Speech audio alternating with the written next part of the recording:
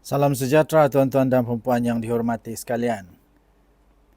Kes buli adik Allahyarham Zara menjadi perhatian seluruh Malaysia sekarang.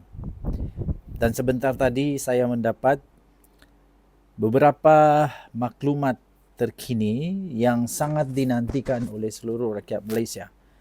Saya memakai topi warna hitam dan jaket berwarna putih. Tanda saya menyokong keadilan patut ditegakkan untuk adik Allahyarham Zara ni. Ini harus dihentikan. Kes buli harus dihentikan. Tak kiralah siapa yang buat, tak kiralah besar mana pangkat, tidak kiralah siapa dia, tapi kes buli harus dihentikan.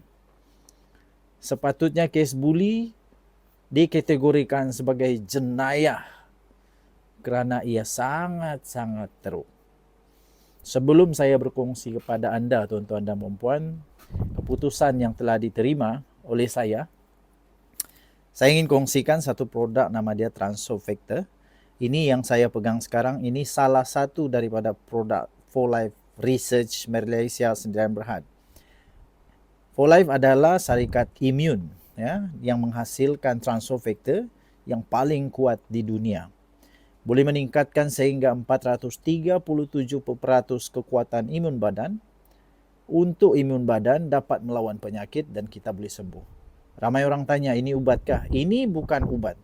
Ini nama dia transfer factor. Transfer factor, saintis panggil dia pun transfer factor. Bagi anda yang sedang berusaha berikhtiar untuk penyakit apa sekalipun di dunia ini, 3 serangkai, kencing manis, darah tinggi, sakit gout, sakit lelaki, sakit perempuan, sakit sendi, sakit macam-macam, autoimun, SLE, lupus dan sebagainya, anda boleh berikhtiar dengan Transofactor. Sila telefon saya untuk mendapatkan maklumat. Okey? Baik. Saya ingin kongsikan pertama sekali. Pertama, dua laporan CT scan sudah pun diperolehi. Dan laporan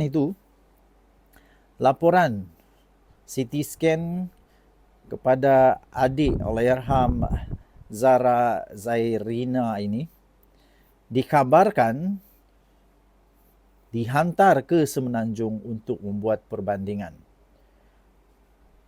Dua laporan imbasan disebut sebagai imbasan tomografi berkomputer atau CT scan yang dijalankan terhadap jasad Zara Khairina akan dihantar ke sebuah hospital di Semenanjung Malaysia.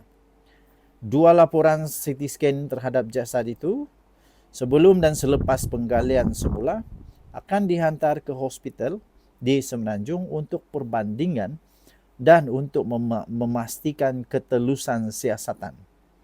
Proses bedah siasat sedang dijalankan oleh 2 orang doktor pakar dengan bantuan 2 doktor lagi. Maksudnya supaya siasatan ini adalah siasatan berkecuali. Tidak diganggu oleh mana-mana pihak, sebab itu ada orang luar yang buat siasatan. Ini sangat-sangat bagus. Peguam keluarga juga memaklumkan hasil bedah siasat rasmi akan menentukan sama ada terdapatnya unsur jenayah, manakala tindakan terhadap siasatan terdahulu diserahkan kepada pihak polis. Hamid Ismail, iaitu seorang peguam yang mewakili Noraida Lamat, ibu kepada Zara Khairina, berkata, terdapat 2 proses CT scan dilakukan, iaitu sebelum jenazah dikuburkan dan selepas digali semula pada Sabtu.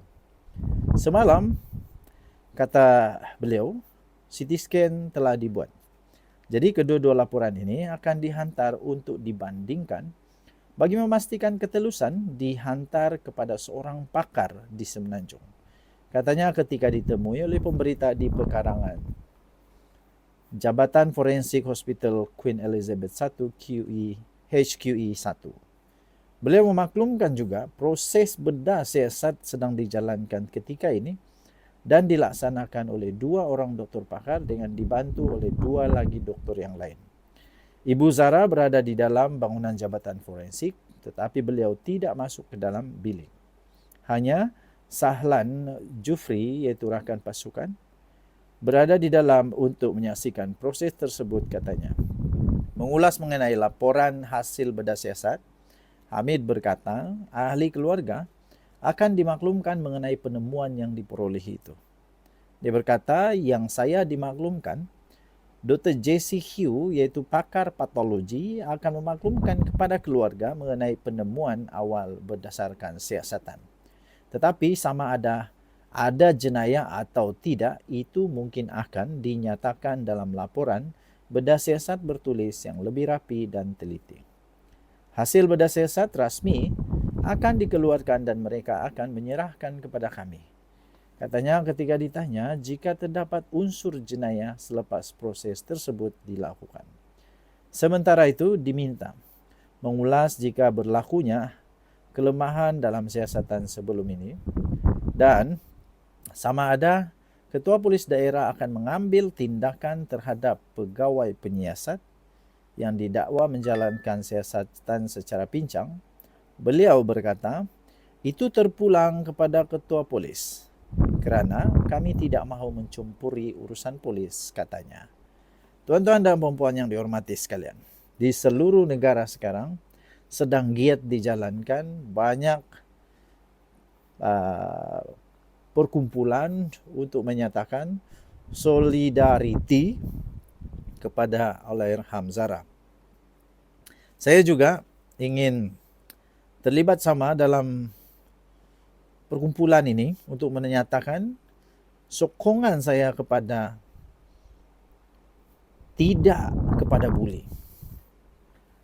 Ini bermaksud saya bukan menyibuk tentang kes ini, tetapi saya mahu supaya kes buli di mana-mana sekalipun perlu dihentikan. Sama ada di tempat kerja, di sekolah, di rumah, di mana sekalipun, kes buli wajib dihentikan. Dan pembuli haruslah dikenakan tindakan seberat-beratnya. Kerana merosak masa depan orang. Bayangkan trauma yang berlaku, bayangkan kemaluan yang berlaku, bayangkan kehidupan yang dihancurkan oleh orang-orang yang rasa dia sangat-sangat kayangan ini.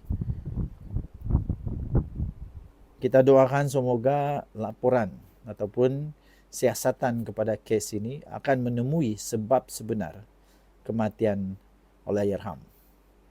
Kita sentiasa menyokong polis di Raja Malaysia dan juga kita percaya kepada pakar-pakar forensik kita untuk melakukan siasatan terbaik.